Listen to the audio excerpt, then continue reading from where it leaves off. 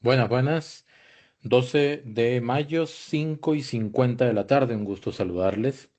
Voy a hacer un preámbulo antes de iniciar con la materia propia de este video. Resulta que el viernes pasado asistió un estudiante de la UCR que se llama Emanuel Jiménez, es estudiante de tercer año de la carrera de Administración Pública.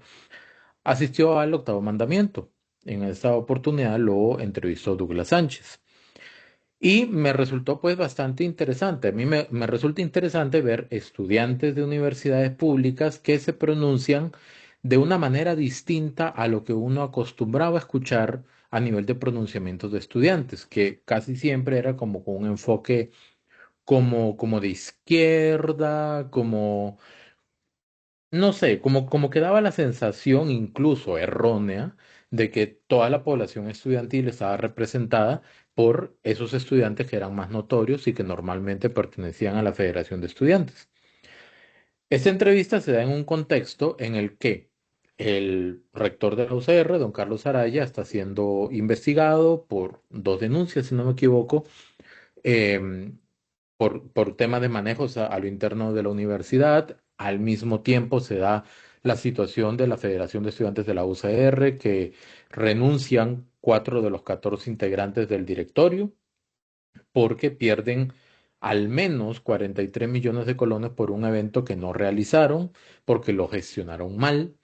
Y en medio de todo esto, pues sale la figura de Emanuel Jiménez. Emanuel Jiménez es un estudiante que se pronunció en una actividad formal dentro de la universidad, de la UCR, se pronunció y enfrentó al rector. Hasta ahí todo muy bien, de hecho, loable. ¿Por qué?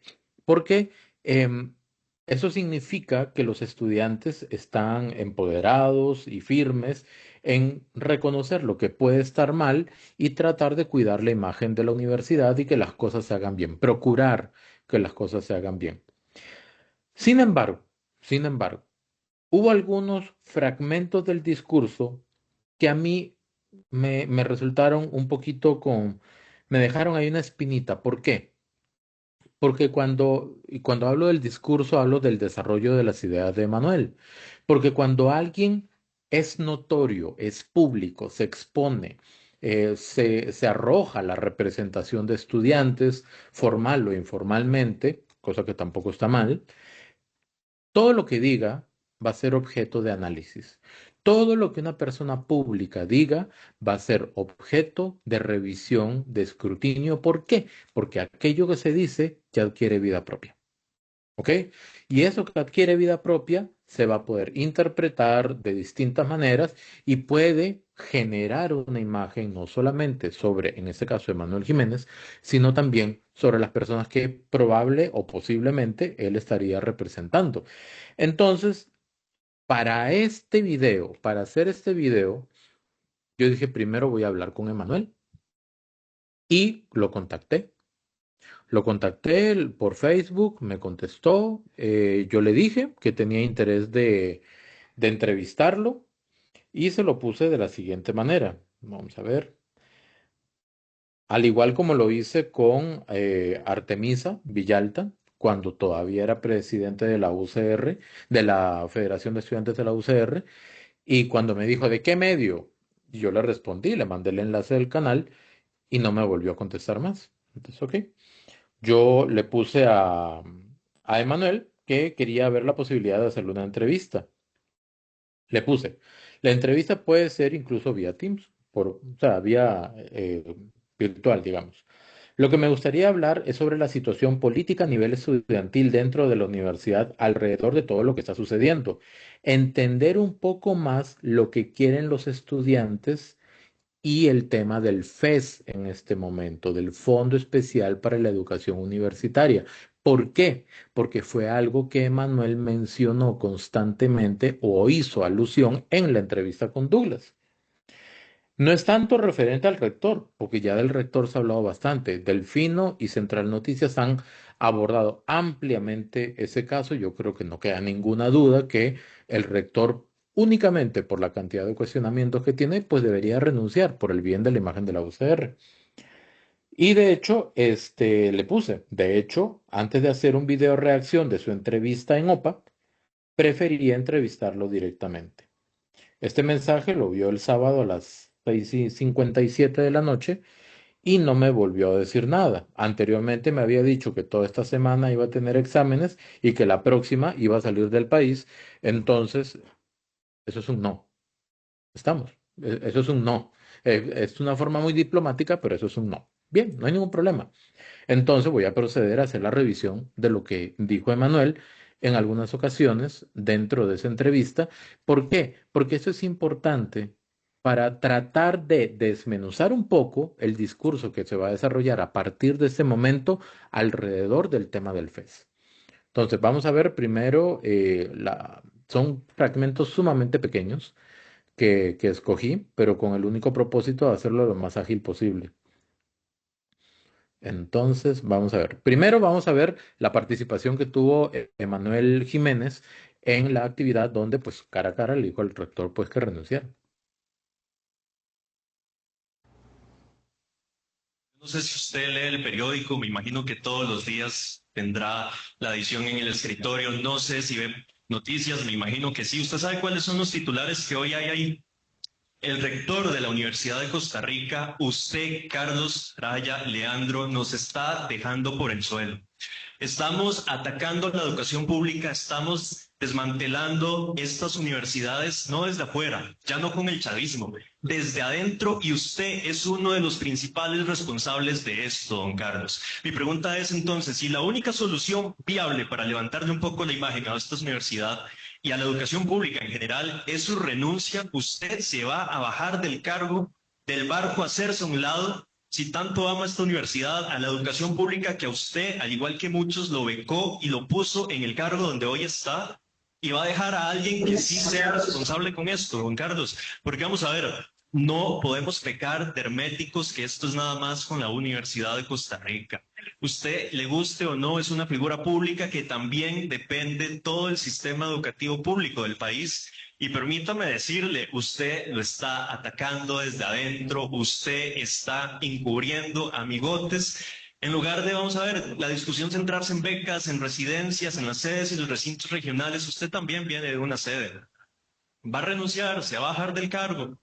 Don Carlos, por favor, le agradezco de verdad que hoy nos está dando la cara, porque en los últimos días, en los 4 meses que lleva de gestión, ha sido ausente, ajeno e indiferente, no solo al movimiento estudiantil, sino al país.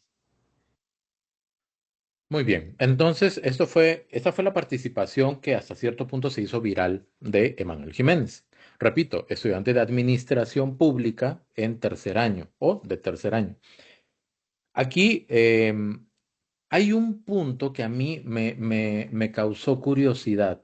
¿Cuál es la necesidad en esa participación y en las posteriores que voy a compartir ahora de hacer una similitud, un comparativo entre lo que está sucediendo propiamente con el rector dentro de la UCR, que repito, lo más propio sería que renuncie y que se pueda elegir otra persona o que asuma el vicerrector, no sé, o algo por el estilo?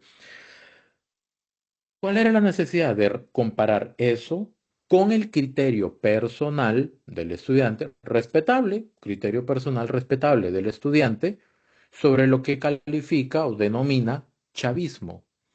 Y lo encaja o lo enfoca en un ataque o en una represión o en una afectación que genera el gobierno sobre la educación pública. Cuando yo escuché eso, dije, primero, no había necesidad de hacer ese comparativo, tratar de hacer ese empate. Sin embargo, pues fue decisión de Emanuel hacer ese planteamiento. Entonces vamos a tratar de entenderlo. Primero que todo, le habló de frente al rector. Eso, repito, es bastante loable en ese sentido, bastante de reconocer, pero también mencionó el tema del desmantelamiento a cargo del chavismo.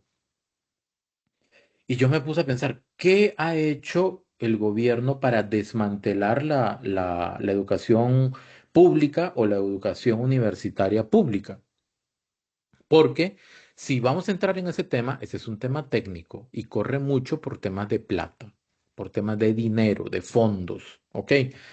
Em, obviamente el tema del rector está relacionado pues a los aumentos en unos salarios o traspasos de categorías, a destituciones de repente un poco cuestionadas, entre otras cosas. Repito, OPA o Central Noticias y Delfino le han dado amplia cobertura a eso. Sin embargo, sí me quedó rebotando esa idea. Entonces dije, bueno, vamos a seguir observando a ver qué más sale ahí. Vamos al 243.15, donde vamos a ver qué es lo que sigue. Pequeño, la universidad no le pertenece, ¿verdad? Él no es la Universidad de Costa Rica. En la Universidad de Costa Rica no podemos caer en que hay unos y otros, sabemos todos, y esos todos somos los que amamos la universidad, que nos está dando una oportunidad como personas y también que le están dando una oportunidad a nuestras familias. Entonces, me agarro de ahí para decir que hay errores gravísimos que tienen que ser pues juzgados, pero es en la toma de decisiones de la rectoría, en el liderazgo de Carlos Araya Leandro como rector y en su estilo de gobernanza, pero que no podemos, o al menos así vemos desde la comunidad estudiantil, tergiversar de forma malintencionada los ataques a la institucionalidad de la universidad como un conjunto. Porque, reitero, la universidad no es Carlos Araya Leandro, la universidad es movilidad social, y es lamentable que venga entonces un rector con 5 meses y 9 días a pasearse en la historia de una universidad que ha sido bastión para las garantías sociales y para el desarrollo humano y el crecimiento económico del país, ¿verdad? A mí, Hasta aquí todo bien. El planteamiento que hace el estudiante creo que concuerda con lo que muchos estudiantes están pidiendo en este momento, justamente sobre el tema del rector. Pero veamos lo que sigue.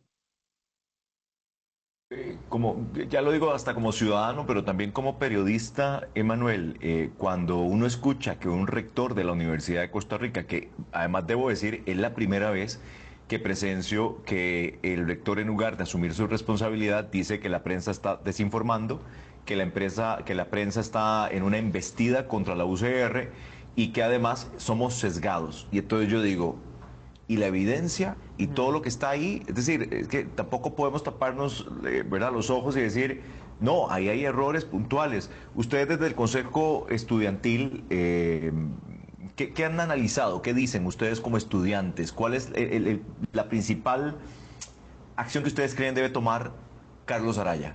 Sí, bueno, que dicha también que tocamos el tema de el ejercicio periodístico que se hace con la pronta destitución de Marlon Mora como Bueno, yo lo veo muy lamentable eso, yo no sé cuál es sí, el no, criterio de por ustedes. completo, que la comunidad estudiantil lamenta que haya salido y por la puerta de atrás un periodista por hacer el ejercicio de comunicar lo que Carlos se dejó decir ahí, ¿verdad? Me parece a mí que ha aprendido muy rápido de las actitudes del presidente que tenemos en Zapote con los ataques a la prensa y con esos estilos autoritarios de pronto. Eh, Y aquí es donde yo comencé a tratar de hilar cosas. O sea, segunda, ya segunda vez que hace ese comparativo. Primero que todo, ese discurso de los ataques del presidente a la prensa, ¿qué opinan ustedes? ¿Opinan que el presidente ataca a la prensa? Porque la prensa es la población completa de medios de comunicación. La relación tirante, tensa que el presidente pueda tener con determinados y específicos medios de comunicación es una cosa muy distinta a que tenga una relación de ataques poder ejecutivo hacia la prensa. Son dos cosas muy distintas. Entonces, yo me pongo a pensar, ¿de dónde proviene ese discurso? Y me hubiera encantado preguntarle a Manuel, si me hubiera concedido la entrevista. Me hubiera encantado preguntarle, ¿de dónde proviene la evidencia que sustenta el discurso de los ataques a la prensa? Acaban de darle este fin de semana un reconocimiento al presidente. El viernes, si no me equivoco, fue, le dieron un reconocimiento al presidente como campeón de la libertad. Y eso se lo dan a los jefes de Estado en ejercicio que promueve el libre mercado, la democracia y mejora las condiciones del país. La democracia en especial es algo tan sagrado, tan complejo y tan importante que se fundamenta, entre otras cosas, no solamente en las libertades, sino también se fundamenta en el acceso a la comunicación para poder tomar buenas decisiones. El día de hoy, el país tiene en funcionamiento y con fuerza más medios de comunicación que hace 3 años. ¿O no lo perciben así? Hay más opciones para poder observar las noticias. Hay medios como OPA, hay medios como Trivisión, hay medios como El Guardián, hay medios como El Mundo CR, muchos medios para que la gente elija por dónde informarse. Si hiciéramos un ejercicio de encuestar a los más de 200 medios de comunicación y quedan por fuera todos los generadores de contenido, ubiquémonos solamente en la población de más de 200 medios de comunicación y les preguntamos, ¿realmente consideran de que hay ataques a la prensa? Me van a decir, pero Reporteros Sin Fronteras dice que Costa Rica perdió 10 puestos en el ranking de libertad de prensa. Ok, bien, vamos a ver una cosa. ¿A quién entrevistó Reporteros Sin Fronteras? Porque Reporteros Sin Fronteras manda un cuestionario y lo que yo no he encontrado por ningún lado es encontrar justamente el dato. ¿A qué medios de comunicación entrevistaron o encuestaron? ¿Cuántos y a quiénes? Para tratar de entender la muestra y ver por qué hubo ese cambio, que sería interesante. Porque si pasa lo mismo que lo que sucedió con la Sociedad Interamericana de Prensa, que dice que hay problemas con la prensa aquí y la libertad de expresión en el país y no sé qué tantas cosas dijeron en un reporte, pero uno observa que se reunieron con La Nación, La Teja, Diario Extra, Teletica, CR Hoy. Yo hice un video sobre eso y yo le mandé una carta a la Sociedad Interamericana de Prensa que no me han respondido y yo sabía que no me iban a responder, pero yo les preguntaba por qué no incluyeron más y otros medios de comunicación. Entonces, vuelvo al tema. Cuando estamos hablando de los ataques a la prensa, estamos tratando de instalar un discurso, estamos hablando producto de la desinformación, estamos repitiendo lo que otros dicen o realmente yo tengo elementos para decir que efectivamente el gobierno genera ataques hacia la prensa, sin definir exactamente cuál es ese ese eslabón que genera justamente esa relación tensa entre el Poder Ejecutivo y determinados 3 medios de comunicación. Pregunto, ¿esos 3 medios de comunicación van a las conferencias de prensa? ¿Esos 3 medios de comunicación van a las giras del presidente? ¿Esos medios de comunicación todos publicaron algo tan importante para el país y para la imagen internacional del país como el premio que recibió el presidente? ¿Le dieron la cobertura necesaria? O sea, la prensa no es intocable, la prensa no es una deidad, está integrada por seres humanos igualmente y que es sagrada en el sentido de que por medio de la prensa la gente se informa totalmente. Por eso el ejercicio periodístico se tiene que realizar con objetividad, equilibrio y responsabilidad. Entonces, mi pregunta para Emanuel hubiera sido, ¿qué motiva a Emanuel a decir o a mencionar el tema de los ataques a la prensa por parte del Poder Ejecutivo y cuál era la necesidad de traerlo a la mesa si estaban hablando del rector de la UCR? Vamos a brincar en 2 horas 45:04. Voy a ver si soy preciso con esto porque como el video es largo, 2 horas 45:04 para continuar analizando este tema. Entonces, vamos a ver. Hacer eso. Lo dijo esta semana en un programa en Nuestra Voz con Amelia Rueda. Él dice, él no se va a ir porque irse es básicamente darle espacio a nuevas embestidas de la prensa. ¿Qué digo yo? Nadie está interesado en agarrar la cabeza a él y exhibirle en una plaza pública. Eso no se trata. Pero pareciera que él no va a renunciar. Sí, efectivamente, el análisis que hacemos desde los diferentes espacios que tenemos en la comunidad estudiantil es que cuando uno está en la cabeza de una universidad, porque le guste o no, es la máxima representación que hoy tiene la Universidad de Costa Rica, no podemos ver las cosas desde la terquedad, ¿no? Del metro cuadrado que tenemos cada persona, porque representa no solo a la Universidad de Costa Rica, representa a las 5 universidades públicas también de forma pues indirecta, que nos va a pasar una factura muy grande en esta próxima negociación del FES, porque lo que estamos haciendo es cortando leña, echándole al fuego para justificar entonces posibles recortes de un gobierno ajeno e indiferente a la educación pública, pero se ha aferrado al cargo, ¿verdad? Tiene 5 meses y ya una crisis de legitimidad a lo interno. Yo no veo posible poder sostener lo que queda del año y los próximos 3, la cabeza de la rectoría, sin la comunidad como ese pilar. Aquí viene la otra frase, nuevamente trae a colación al gobierno. Voy a aclarar algo. Yo no tengo ningún interés en defender al gobierno. Lo que tengo interés es que si se va a comunicar algo, se diga con el respaldo del caso. ¿Ok? Que si alguien está dando su opinión, pues que se haga cargo de su opinión y que le dé el sustento necesario para que no quede únicamente como un discurso que se tiene que escuchar y que se tiene que instalar en la mente de algunas o de todas las personas que lo vayan a escuchar. Me refiero a la intención. ¿Ok? Entonces, vamos a ver. Primero que todo, el muchacho habla muy bien. Para estar en su tercer año y se ve muy joven, debe tener sus, ¿qué? 21 años, 22 a lo mucho de repente.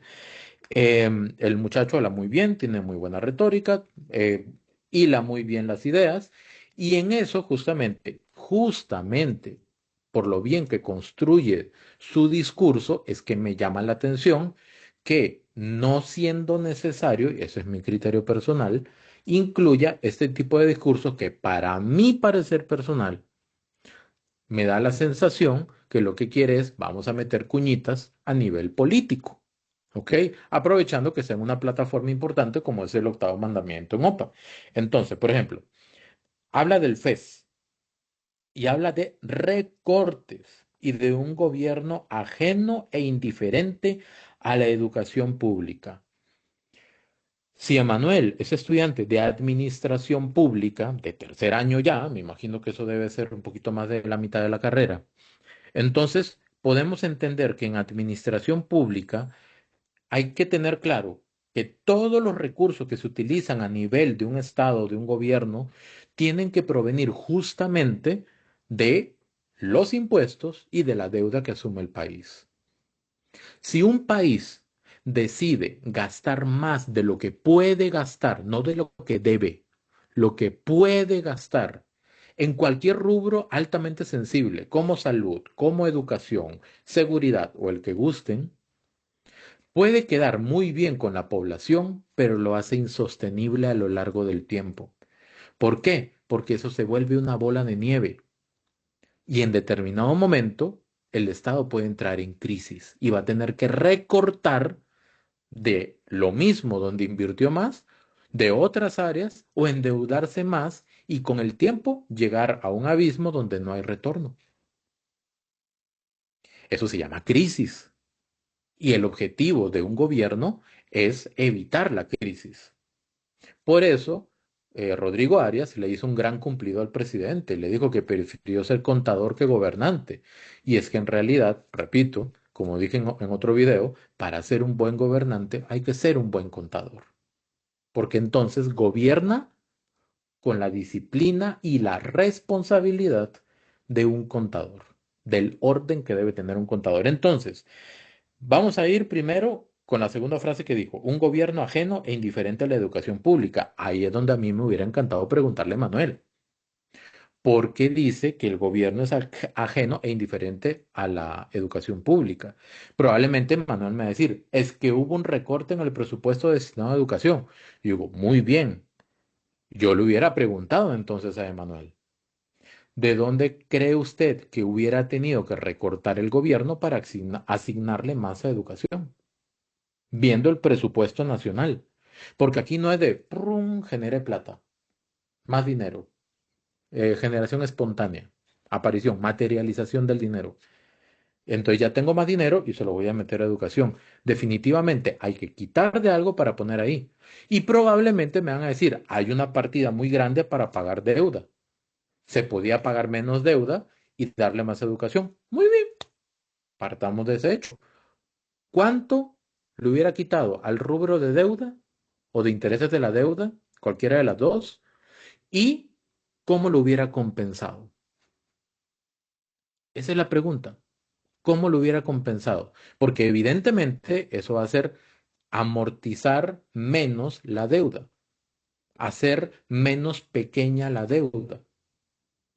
Es ese el ejercicio delicado, complicado y a veces impopular de gestionar un país como un buen contador. Porque al parecer, para Liberación Nacional, un buen gobernante es el que gasta, gasta, gasta, gasta, gasta, gasta, gasta, sin importar las consecuencias económicas que eso pueda traer más adelante. ¿Ok? Entonces, la pregunta hubiera sido, ¿de dónde había que recortar para darle más educación? Y una pregunta que hizo Daniel Suchar Sommer el año pasado cuando estaban con el tema del FES. ¿Necesariamente invertir más dinero en educación mejora la calidad de la educación? Si se invierte más dinero, hay que saber exactamente en qué. Me van a decir que probablemente hay escuelas que necesitan inversión y todo eso, súper bien. Entonces, si se va a invertir más en esas escuelas, ¿a qué se le va a quitar?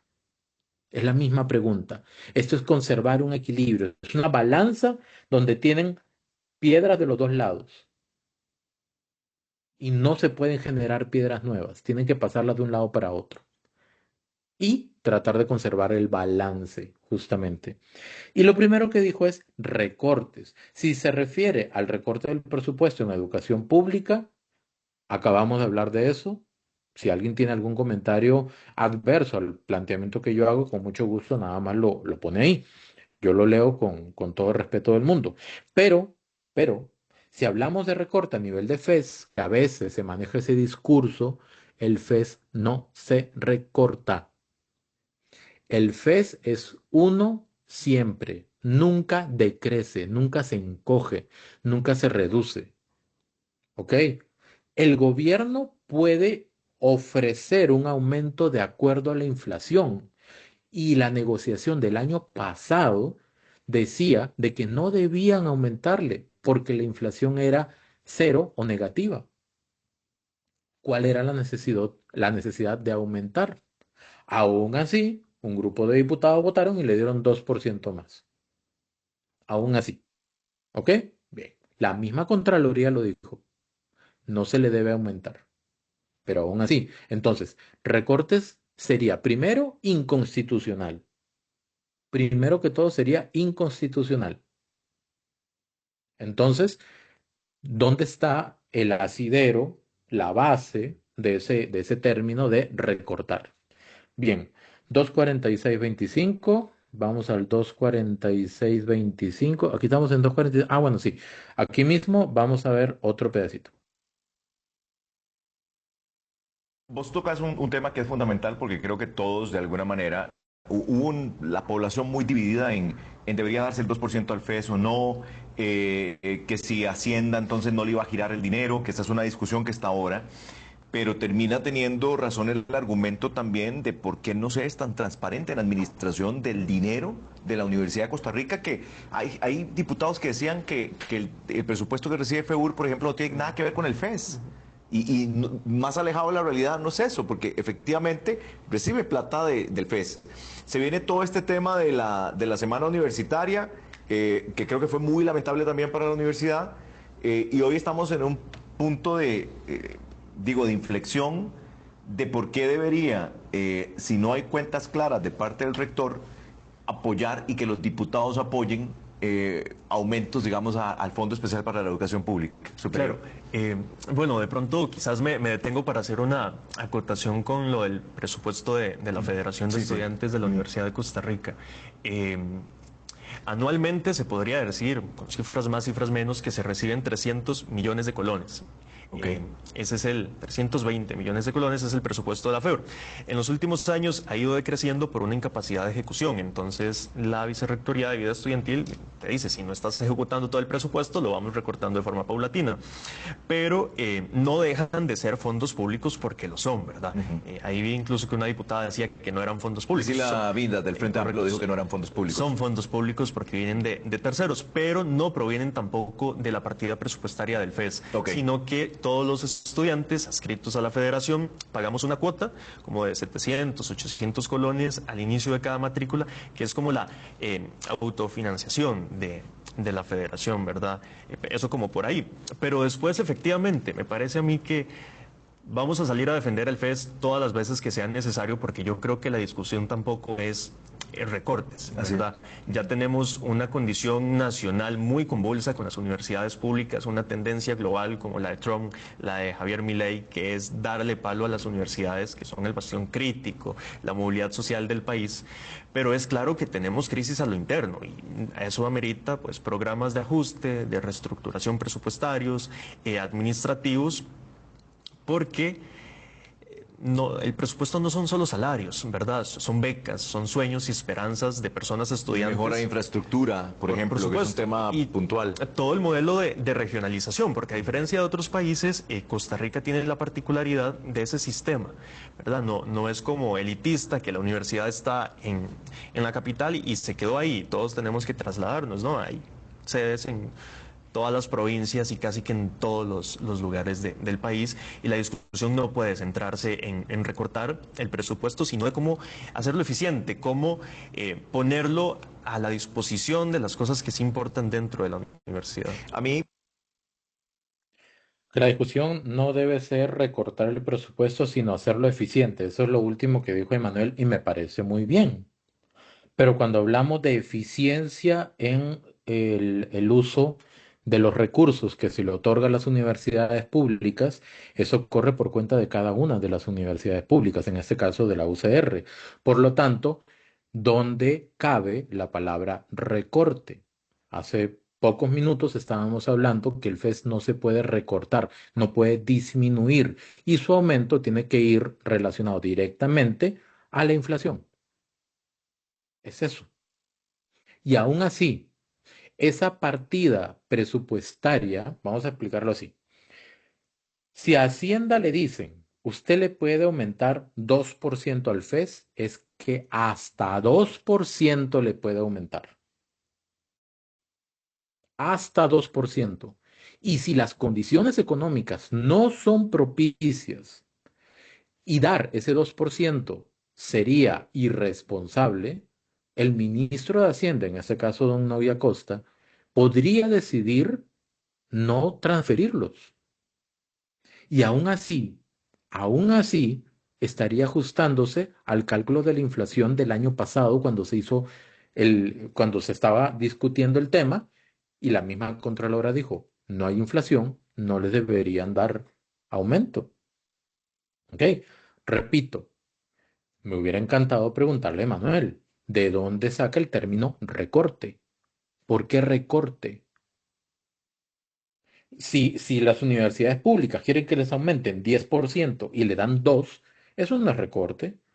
Si las universidades públicas quieren que les aumenten 10% y les dan 0, eso no es recorte.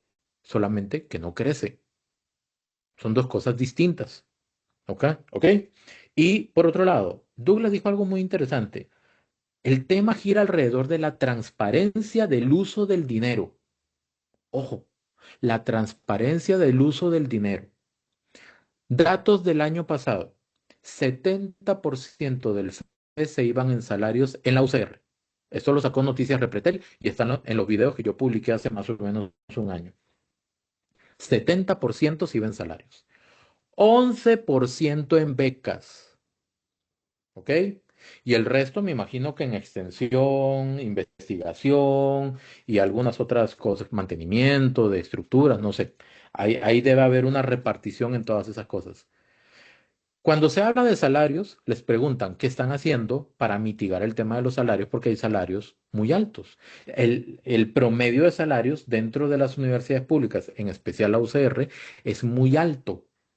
Tal es así que hay profesores que pueden ganar 8 millones de colones, dicho por el rector anterior.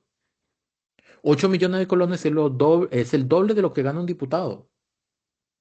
¿Qué tipo de profesor es para ganar 8 millones de colones? 8 millones de colones es casi el doble de lo que gana el presidente. ¿Qué tipo de trabajo hace un profesor para ganar casi el doble de lo que gana el presidente de la República?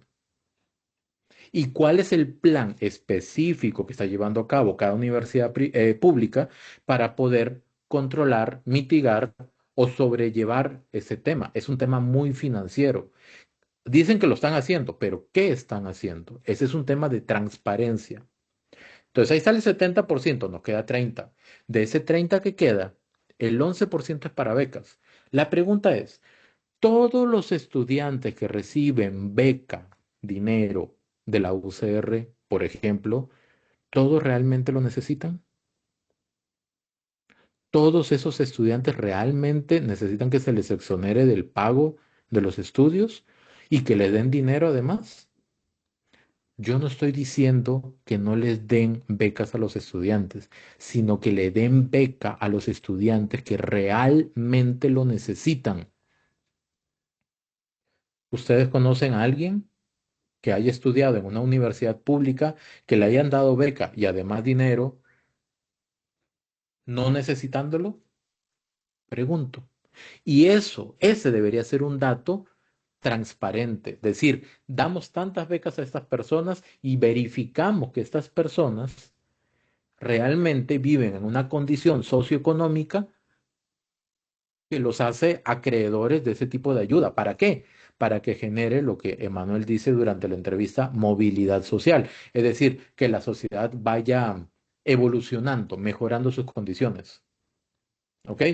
La pregunta es, todos, el 100% de los estudiantes que recibe beca y ayuda económica, ¿realmente lo necesitan? ¿Qué controles hay para eso? ¿Cada cuánto lo auditan? ¿Cómo le dan seguimiento? Ese es el tema. Y ahora están los otros dos temas. De lo que nos quedaría es 19%. Me imagino que ahí va investigación y acción social. Acción social, o extensión social, básicamente es cómo ayudan a las comunidades. Bueno, ¿a qué comunidades ayudan y cómo ayudan? Transparencia. No se está diciendo que no lo hacen, es transparencia. Y por otro lado está la investigación. Y muy bien, la Universidad de Costa Rica hace mucha investigación. Clasifiquemos los temas o las áreas que se están investigando, los proyectos. ¿Qué tipo de proyectos se están investigando?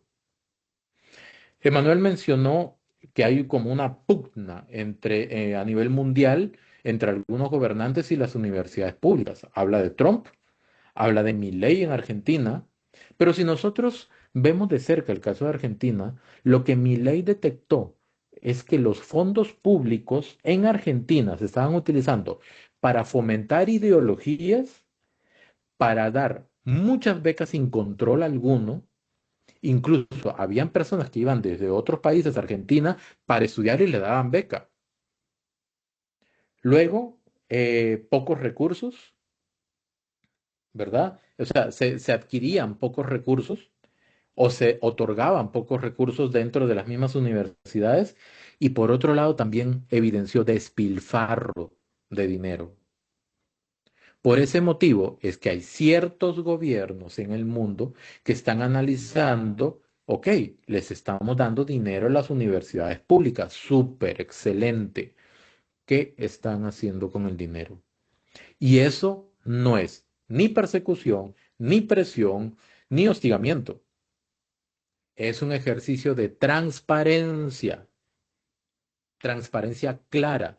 Si alguien me dice, es que la UCR todo lo tiene en internet, todo evidenciado, todo publicado, cómo utiliza el dinero, muy bien, pero la UCR también tiene un equipo de comunicación y tiene un montón de equipos de comunicación en las escuelas y tiene mucha gente trabajando en toda la estructura de la UCR.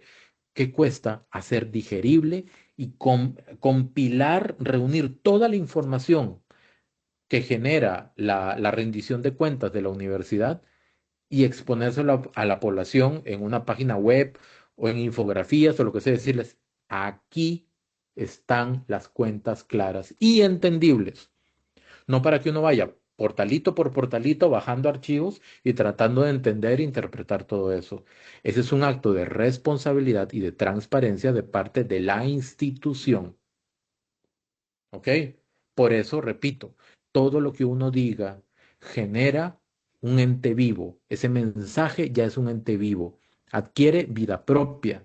Y por eso me hubiera encantado preguntarle estas cosas también a Emanuel. Y aquí, justamente el día de hoy, 12 de mayo, se llevó a cabo una reunión, y aquí voy a cambiar de pantalla, se llevó a cabo una reunión en la UNED. Esta reunión en la UNED es una mesa de diálogo entre la rectoría, sindicatos y gremios de la UNED. Yo le voy a dejar el enlace de esa reunión por si lo quieren ver completo. En otras palabras, o en resumidas cuentas, este momento que les voy a transmitir es cuando le preguntan al rector de la UNED cómo está el tema del aumento de los salarios para el personal de la universidad. Y esto es lo que viene.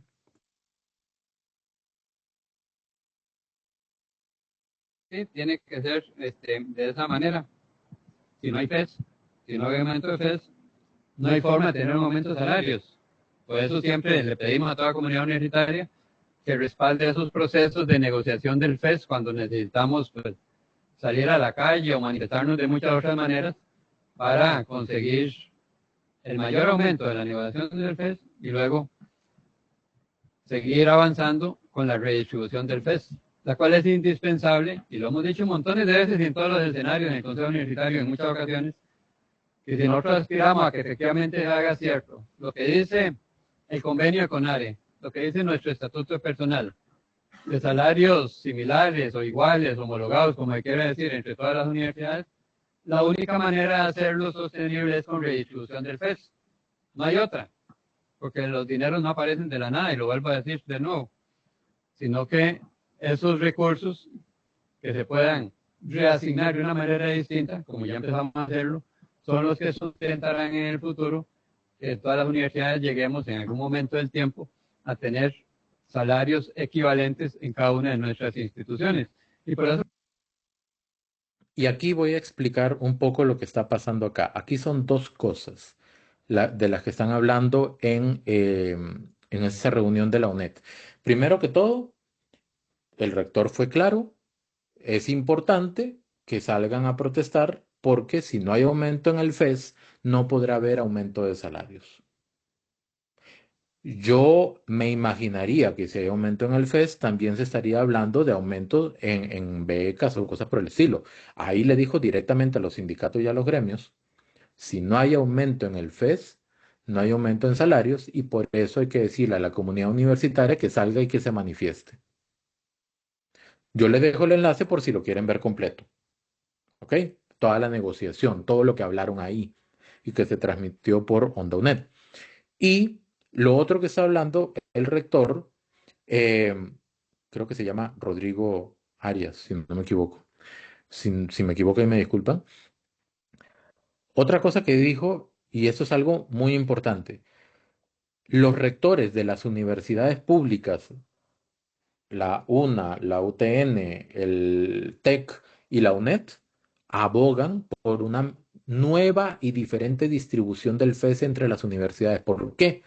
Porque al parecer hay una distribución no muy equitativa entre la UCR y las demás universidades.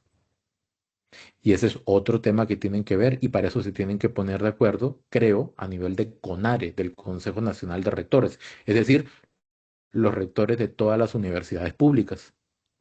Es por eso que es interesante analizar este tema. Son dos cosas ahí. Uno, salgamos a protestar para que aumenten el FES y poder aumentar salarios.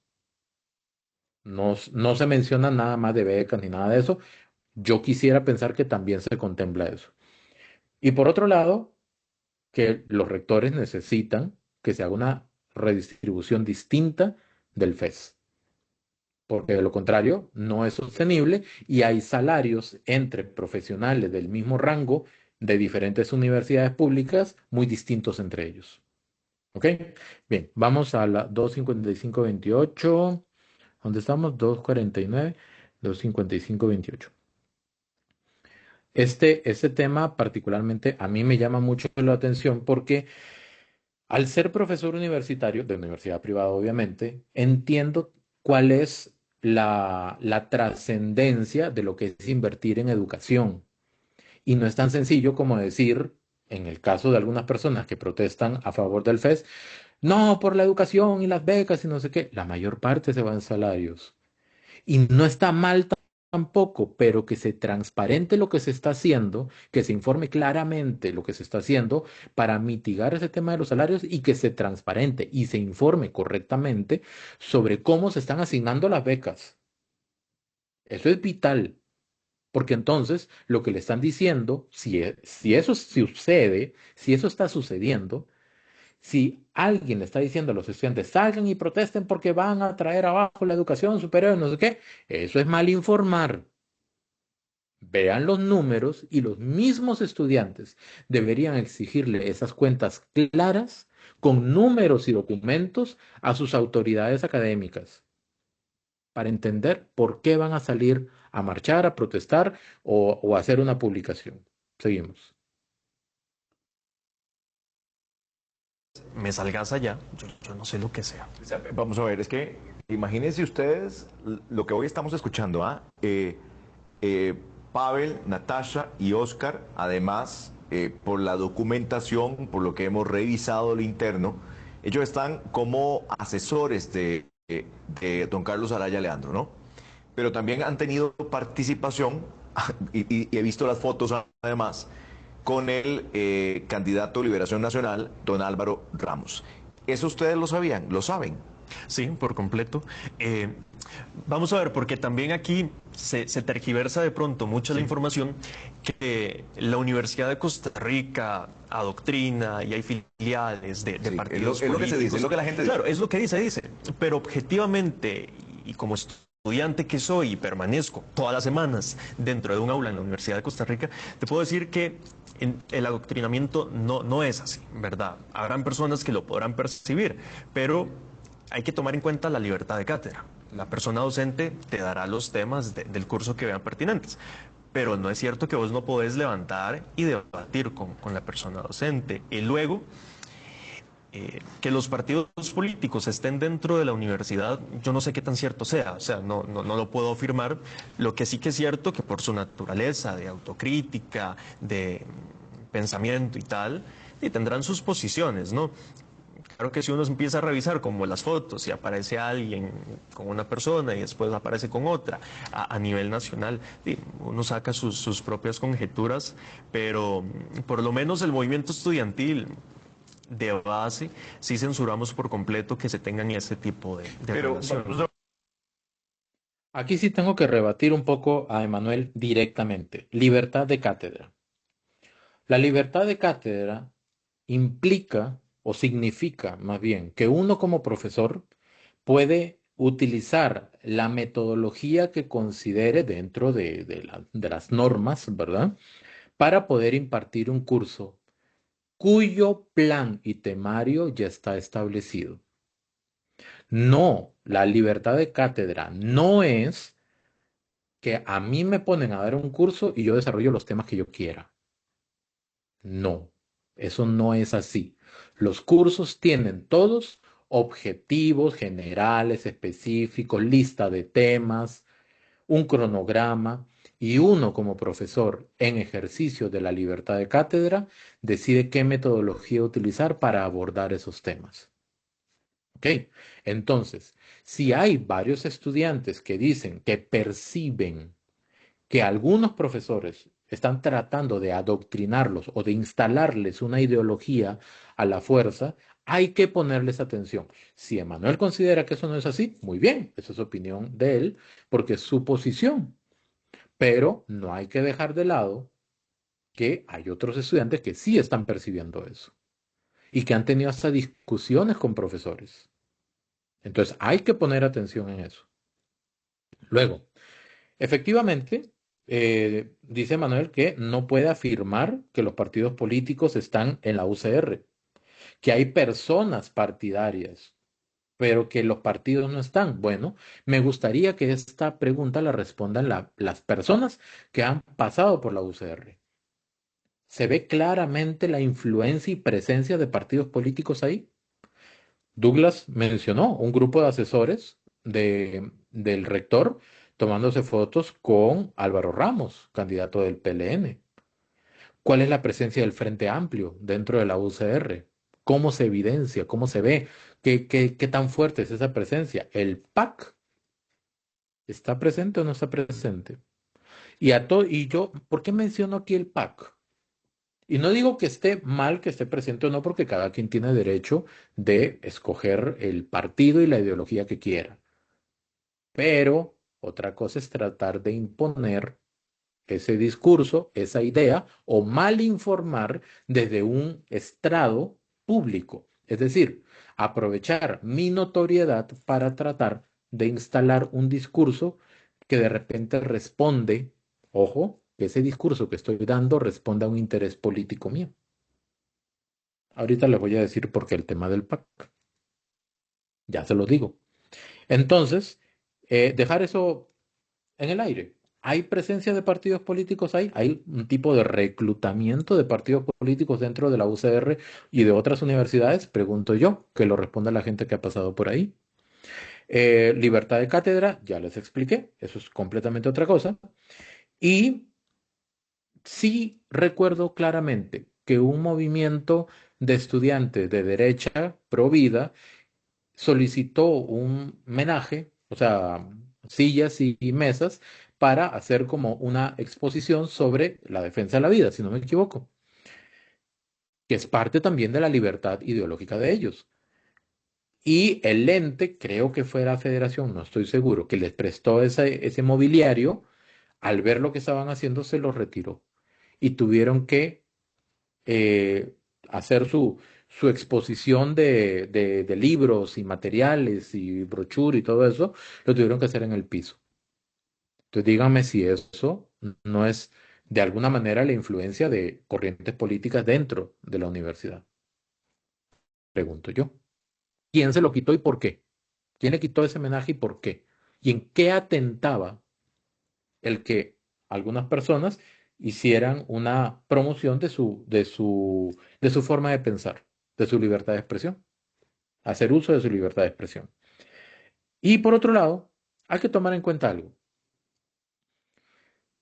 Si hay una abstención del 80% más o menos de los estudiantes de la UCR al momento de votar por ese gobierno estudiantil, por la federación, su representación en la federación, es porque verdaderamente hay gente que está totalmente desencantada con la oferta que sale hasta ese momento.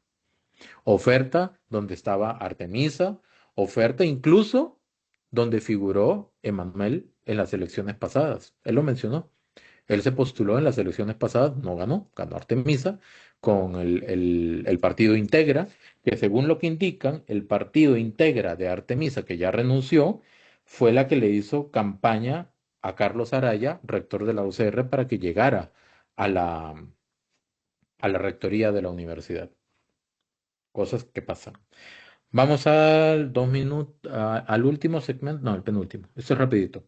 2:59:39.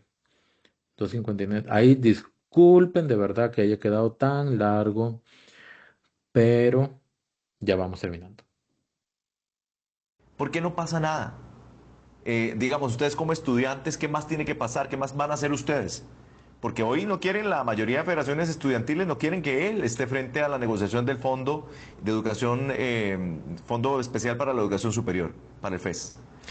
Sí, vamos a ver, yo creo que hay docentes, administrativos y la comunidad estudiantil en general coincidimos que no podemos tener a Carlos Araya Leandro en una próxima comisión de enlace, que empiezan las convocatorias a finales de este mes. ¿Con qué cara y con qué legitimidad va a llegar la Universidad de Costa Rica en el entendido de la rectoría a decir necesitamos sostener este presupuesto, que es indiscutible que hay que sostenerlo? O sea, aquí la discusión, y yo reitero, porque como somos críticos con la rectoría, somos críticos con el gobierno recortista, ajeno e indiferente a la educación pública superior de este país, a todo el aparato estatal de las 5 universidades públicas, ni siquiera me limito a la Universidad de Costa Rica. Bien, nuevamente, Emanuel y cualquier estudiante tienen toda la libertad de poder expresarse como gusten, pero esto es algo importante. Una libertad es como un superpoder, conlleva una gran responsabilidad. Y esa responsabilidad constituye casi que una obligación de sustentar lo que se dice. Si Emanuel me hubiera dado la entrevista, él decidió no hacerlo, entonces yo le hubiera preguntado, ¿a qué se refiere con esa tendencia, digamos, recortista del gobierno y que al mismo tiempo define como ajeno e indiferente? ¿Por qué? O sea, ¿qué decisión, qué política, qué argumento sustenta eso? Hasta donde yo he entendido, lo que el gobierno quiere es transparencia en el uso de los recursos y adicionalmente otorgar lo que la inflación diga que se le debe otorgar de aumento. Porque repito, el FES no puede disminuir y no ha disminuido a lo largo del tiempo, no ha disminuido. El FES del año pasado fue, bueno, el último aprobado sin el aumento de los 11.000 millones de colones del 2% del año pasado eran 580 y pico mil de colones. En otras palabras, un montón de plata, pero un montón de plata. La pregunta es, ¿cómo se está utilizando esa plata? Me queda la duda. Ese laboratorio del ciclotrón, creo que se llama, de la UCR, que es producto de una investigación judicial en este momento, porque al parecer se recibió, pero no venía en buenas condiciones y se perdió un dineral. ¿Eso provenía del FES? ¿Dónde están los procesos? Y si no provenía del FES, venía del dinero de los estudiantes. Entonces me imagino que provenía del FES. La pregunta es, ¿cuáles son los procesos de calidad para evitar ese tipo de cosas?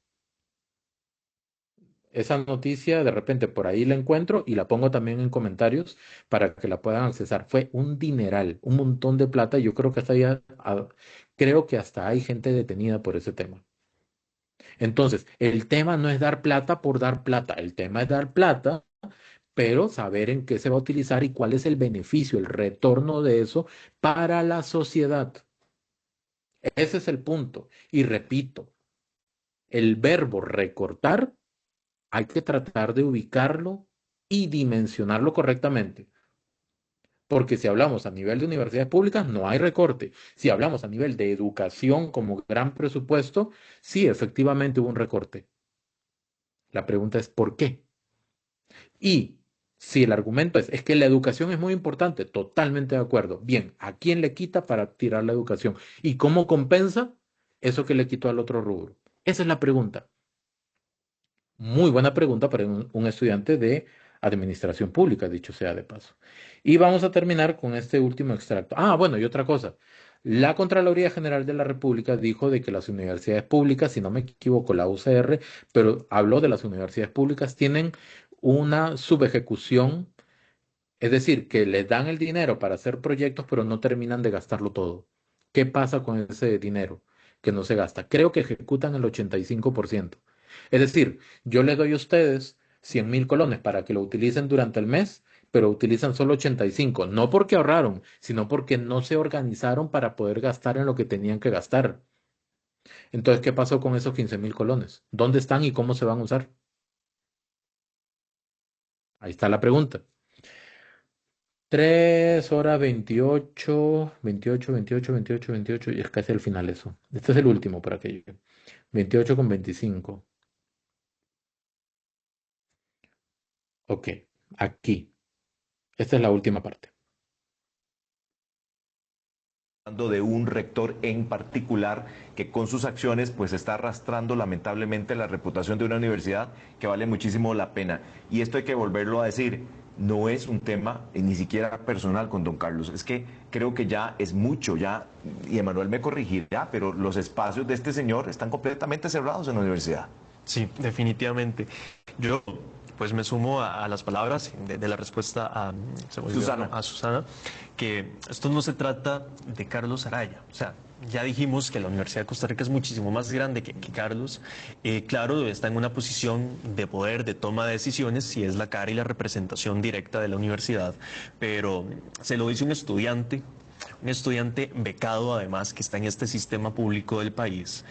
eh, Hay que ser críticos desde adentro, porque si somos permisivos nosotros también, hace lo que le da la gana y se termina de desmantelar entonces la educación. Y a como soy crítico con Carlos, uno es crítico también con el gobierno. A mí más bien me parece preocupante que esta moda o este síntoma de hacerse la víctima, de empezar a pasar la bola y las responsabilidades de los ataques a la prensa, de las actitudes pues autoritarias, se están expandiendo muy rápido de las cuatro paredes de Zapote y le llegaron a la oficina a Carlos, ¿verdad? Muy complejo. Muy bien. Aquí es donde yo le hubiera preguntado a Emanuel si me hubiera dado la entrevista.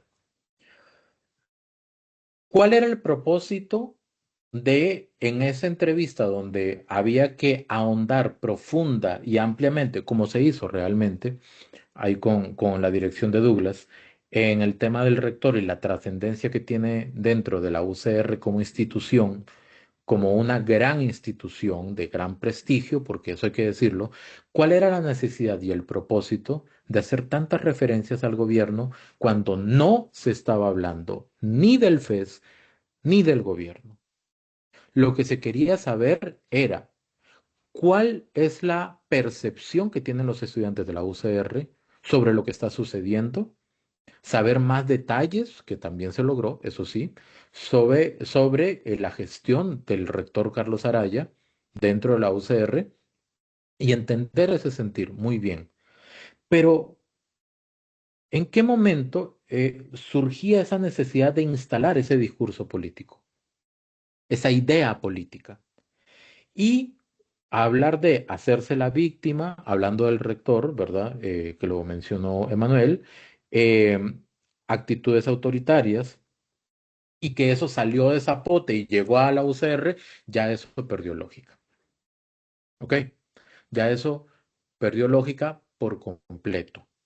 Porque una cosa es lo que Emanuel pueda percibir o cualquier persona pueda percibir que sucede en casa presidencial, y otra cosa es que eso, como el COVID se transmita, se contagie a el rector de la UCR.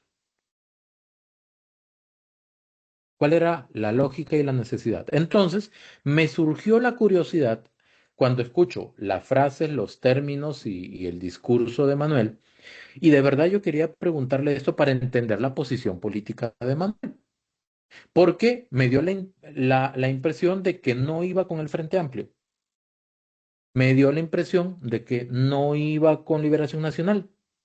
¿Con quién va? Entonces comencé ahora todo el mundo publica cosas en redes sociales, entonces yo comencé a buscar en redes sociales y encontré algunas publicaciones específicamente de la cuenta de Manuel en X, ¿ok? Antiguo Twitter, en el usuario de Manuel Jiménez Carvajal, y hay una publicación del 11, no, el 13 de noviembre del año pasado, del 2024. Dice lo siguiente: y entonces un día llegó el rey de Monterán, hombre desconocido y mal hablado, y convirtió la tierra común en una tierra de unos y los otros. O sea, como que dividió a la gente. Prohibió la libre expresión, reprimió la lucha y resistencia, socavó los cimientos de la educación y con ello dio inicio a la esclavitud de la tierra común. Aquí está, en X. Mm, Ahí está. No me lo estoy inventando. Y del mismo modo, vi por ahí algunas críticas que hizo a Trump, a Meloni, a Milei, pero le daba su apoyo, digamos. Repito, cada quien tiene el derecho y la libertad de poder apoyar y pensar lo que quiera. ¿Ok? Yo no juzgo eso. Nada más trato de perfilar quién es Emanuel y a quién representa Emanuel. O sea, a qué grupo de personas representa Emanuel. Da su apoyo a Sheinbaum en México, a Boric en Chile, a Petro en Colombia, que eso sí me sorprendió porque yo no sé quién apoya a Petro, honestamente, a Lula en Brasil y así. Em, Habla mucho de los derechos humanos, habla de la colectividad, habla de la unidad Y lo que me llamó la atención también fue que dentro de estas cosas, por ejemplo, em, hace, comparte una publicación de doña Claudia Dobles, ¿verdad? En donde él pone un comentario, en una sociedad donde la moda es ser parte del pachuquismo, la intolerancia, el enfrentamiento, ideas y posturas como la de Dobles, perdón, y enfrentamiento, punto y coma, ideas y posturas como las de Claudia Dobles, nos llaman a que pensemos en el futuro que queremos para nuestra nación y recordemos lo que nos ha hecho ser costarricenses. Entonces mi conclusión fue que Emanuel va con el PAC. Y si Emanuel va con el PAC y era líder de un movimiento político dentro de la UCR en las últimas elecciones donde no quedó, mi pregunta hubiera sido para Emanuel. ¿Hay una representación de la ideología del PAC dentro de la UCR? Por eso es importante que cuando uno se hace público, decide hacerse público, uno esté consciente de que es importante no solamente hablar en los espacios en los que yo decida hablar, sino confrontar mis ideas y mis criterios en otros espacios que de repente yo considero que no me son favorables. ¿Por qué? Porque de lo contrario, pasa el tiempo y se transforman en alguien como Álvaro Ramos, que él decidió a qué medios ir a debatir y a qué medios no. Y nos quedamos con ese sinsabor de boca. ¿Qué hubiera respondido Álvaro Ramos a esto, a esto, a esto y a esto? Porque sea como sea, Álvaro Ramos representa un grupo de personas que van con Liberación Nacional. Y esas personas, primero esas personas, se merecen entender a profundidad qué es lo que propone Álvaro Ramos. Y no les dio ese chance, porque fue a escogidos medios de comunicación. ¿Por qué no fue a OPA? ¿Por qué no fue a Trivisión? ¿Por qué? Porque son medios chavistas para algunas personas. ¿Qué, cómo se define un medio chavista? Si lo que hicieron fue darle el espacio, darle la oportunidad, darle el escenario, la silla para hablar, para profundizar. Ese es el tema. Entonces, yo lamento muchísimo que cuando haya invitado a Artemisa para entrevistar, haya decidido que no cuando vio mi canal, o que Manuel al mismo tiempo haya decidido que no cuando yo le hice la invitación. Este, creo que es, yo le puse el nombre del canal de YouTube. Yo creo que es adecuado que las personas que quieren tener notoriedad pública sepan que la prensa es toda y que es importante someter a escrutinio sus ideas y sus propuestas. ¿Para qué? Para que la gente esté mejor informada. Eso es todo. Muchas gracias.